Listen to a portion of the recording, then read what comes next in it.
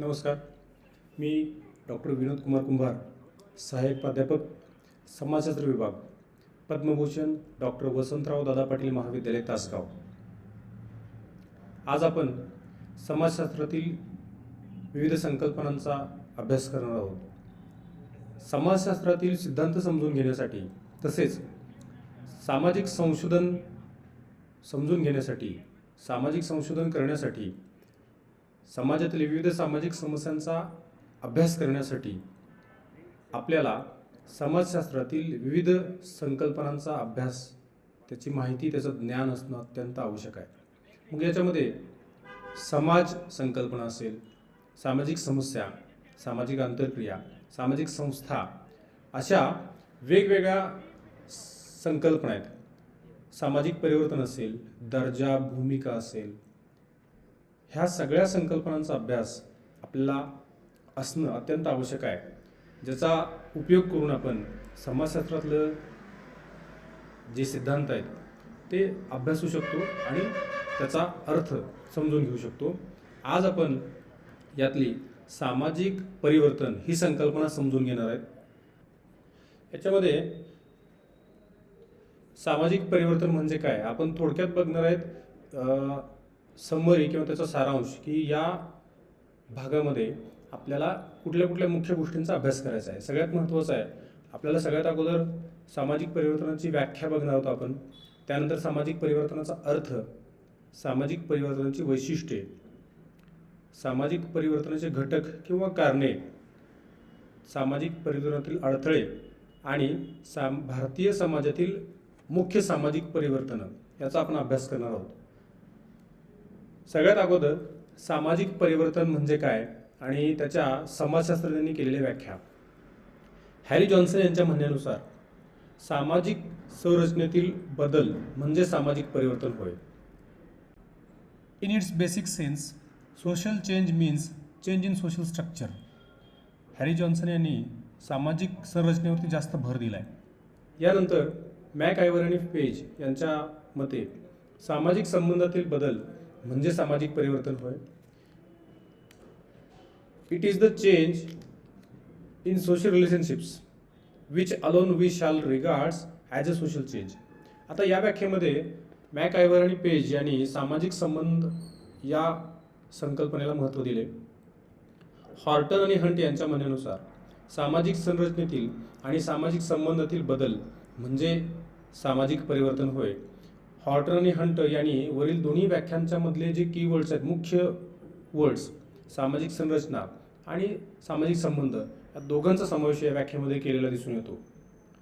Gillin आणि Gillin यांच्या म्हणण्यानुसार समाजमान्य जीवन पद्धतीतील बदल म्हणजे सामाजिक परिवर्तन होय.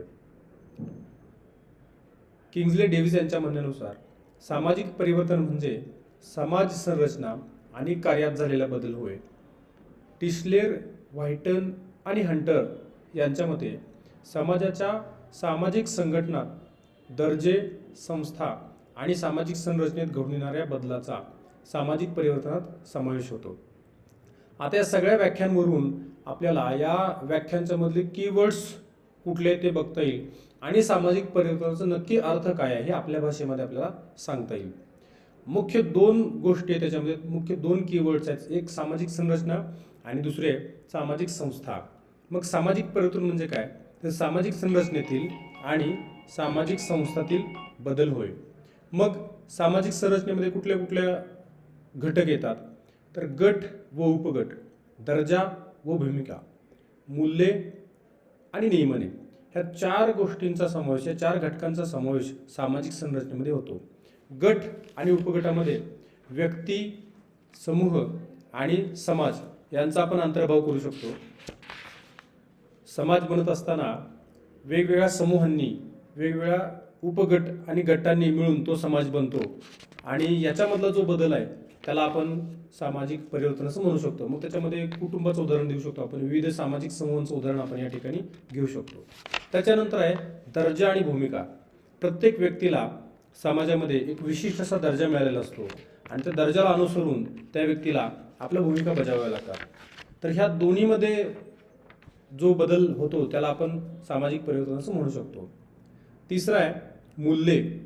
समाज व्यवस्था चांगल्या पद्धतीने टिकून राहण्यासाठी, समाज स्थिर राहण्यासाठी आणि समाजामध्ये परिवर्तन होत असताना मूल्यांचं सुद्धा अत्यंत महत्त्वाचं स्थान आपल्याला या ठिकाणी सांगता येईल.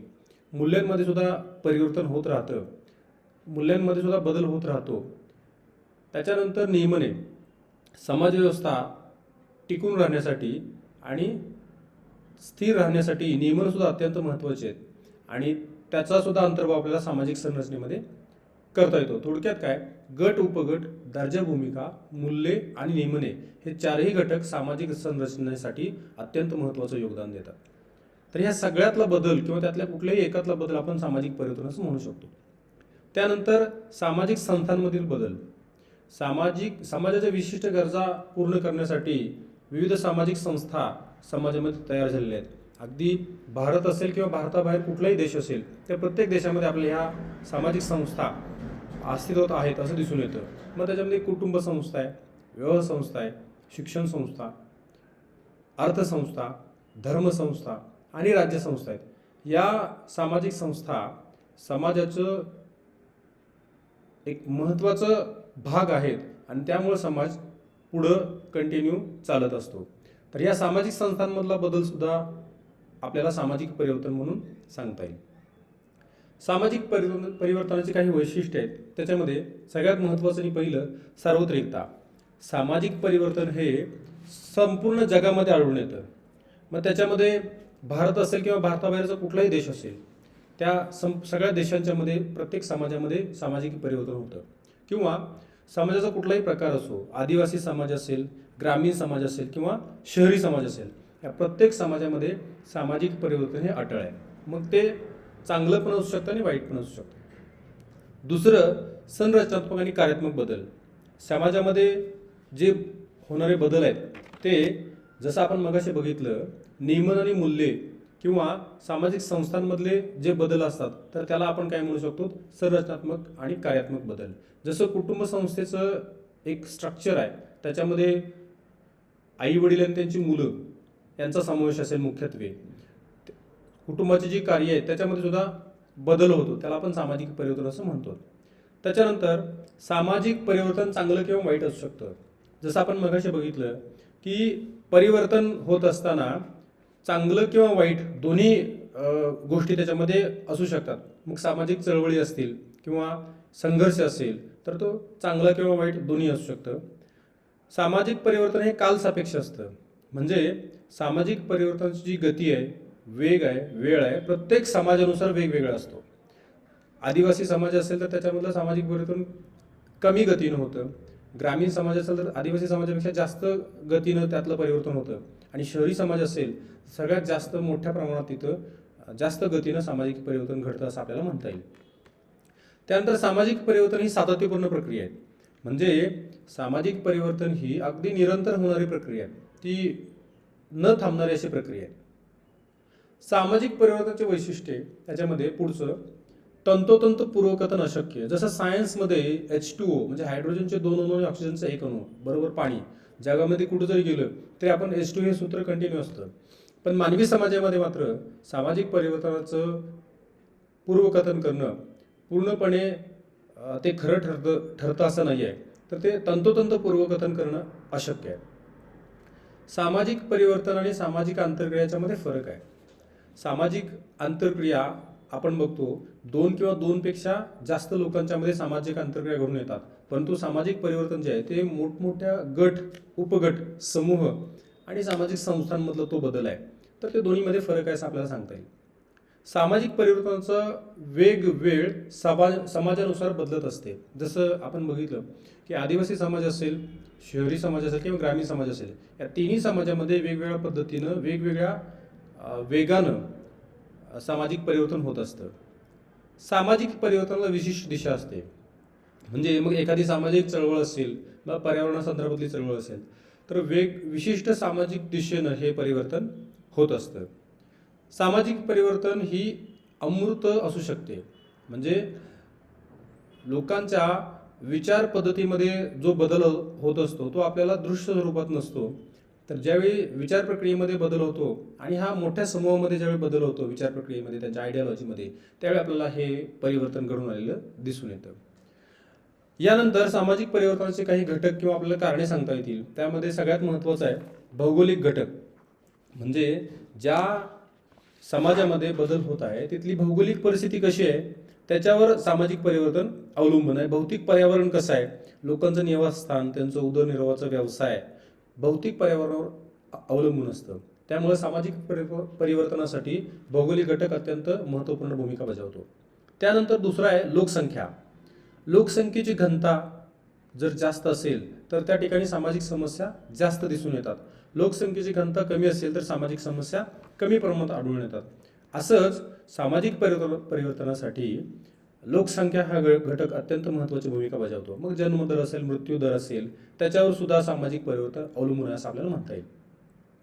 त्यानंतर जैवतांत्रिक घटक, जैविक आणि तांत्रिक घटक.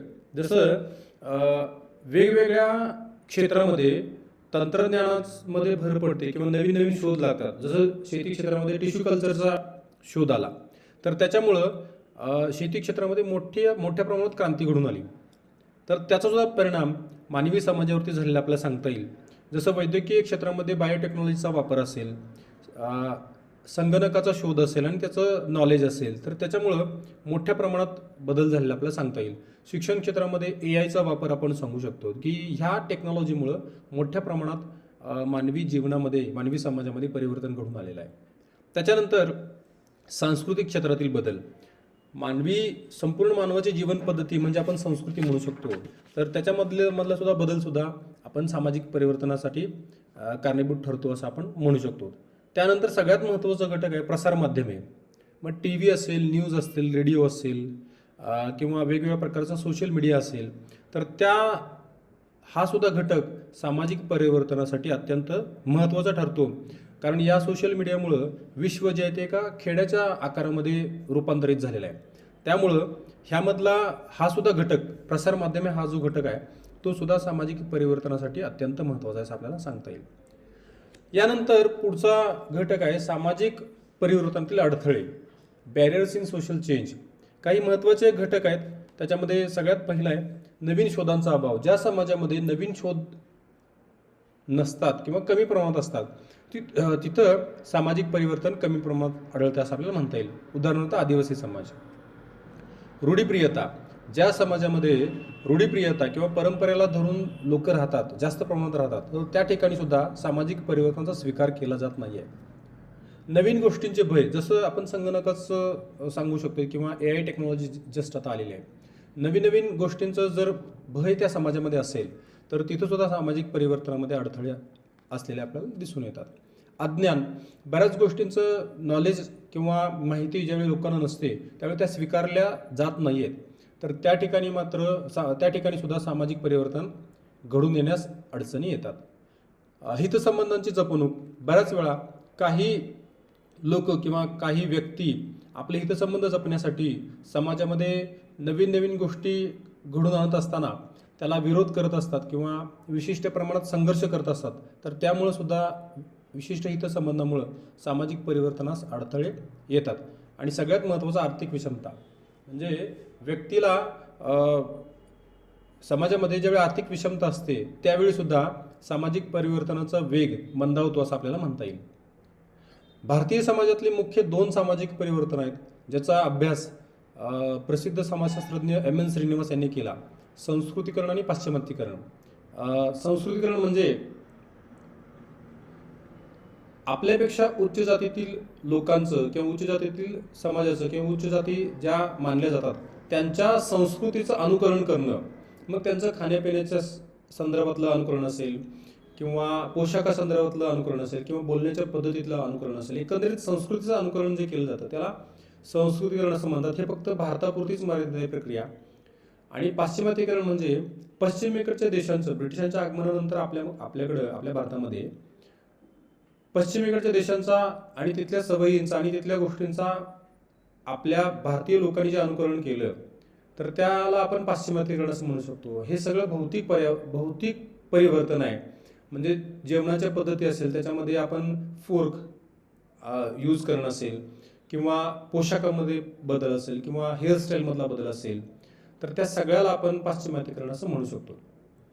थोडक्यात आपण सामाजिक परिवर्तनाची संकल्पना बघितली, त्याच्या व्याख्या, अर्थ, वैशिष्ट्ये, घटक किंवा कारणे, सामाजिक परिवर्तनातील अडथळे आणि भारतीय समाजातील मुख्य 2 सामाजिक परिवर्तनाचा आपण या ठिकाणी थोडक्यात अभ्यास केला. यासाठी आपल्याला काही महत्त्वाची पुस्तकं किंवा रेफरन्स बुक्स आपल्याला बघता येतील. सगळ्यात महत्त्वाचं आणि पहिलं आहे सर्जेराव साळुंखे, डॉक्टर सर्जेराव साळुंखे यांचं समाजशास्त्रातील मूलभूत संकल्पना. त्याच्यानंतर डॉक्टर प्रदीप आगलावे यांचा आहे समाजशास्त्र, संकल्पना आणि सिद्धांत. डॉक्टर गुरुनाथ नाडगोंडे सरांचं समाजशास्त्रातील मूलतत्वे नावाचं आहे. डॉक्टर BM कराडे यांचं समाजशास्त्र मूलभूत संकल्पना नावाचं रेफरन्स बुक आहे. त्याच्यानंतर डॉक्टर खडसे यांचं समाजशास्त्र मूलभूत संकल्पना या नावाचं रेफरन्स बुक आहे. तर ही रेफरन्स बुक आपल्याला सामाजिक परिवर्तन ही संकल्पना चांगली समजण्यासाठी अत्यंत उपयुक्त ठरतील. धन्यवाद.